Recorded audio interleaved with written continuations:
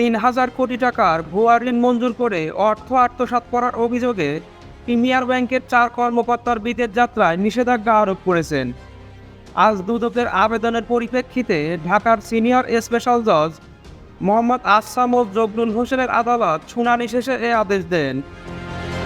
নিষেধাজ্ঞা পাওয়া কর্মকর্তারা হলেন প্রিমিয়ার ব্যাংকের অতিরিক্ত মহাপরিচালক ও নারায়ণগঞ্জ শাখার ব্যবস্থাপক শহীদ হাসান মল্লিক, ভাইস প্রেসিডেন্ট ও নারায়ণগঞ্জ শাখার দ্বিতীয় কর্মকর্তা মুশফিকুল আলম।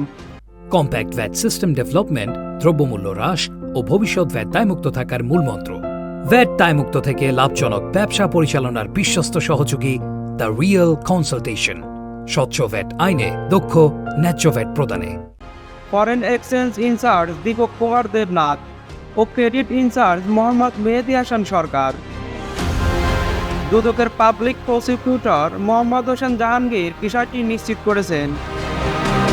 দুদকের উপপরিচালক ও অনুসন্ধান টিমের প্রধান মোস্তাফিজুর রহমান আবেদনে উল্লেখ করেন, ব্যাংকটির নারায়ণগঞ্জ ও প্রধান কার্যালয়ের কতিপয় বিভাগের কর্মকর্তাদের যোগ সাজসে ব্যাক টু ব্যাক এলসি সুবিধার আড়ালে জালিয়াতি, বিভিন্ন অনিয়ম ও দুর্নীতির মাধ্যমে ৪৩টি সন্দেহভাজন তৈরি পোশাক রপ্তানিকারক প্রতিষ্ঠানের অনুকূলে প্রায় ৩,০০০ কোটি টাকা ভুয়া ঋণ মঞ্জুর করে আত্মসাৎসহ মানি লন্ডারিং প্রতিরোধ আইনের সম্পৃক্ত ধারায় অপরাধ করার অভিযোগ অনুসন্ধানাধীন।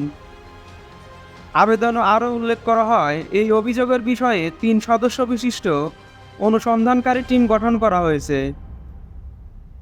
অভিযোগ সংশ্লিষ্টরা অর্থ পাচার ও দেশ ত্যাগের পরিকল্পনা করছেন।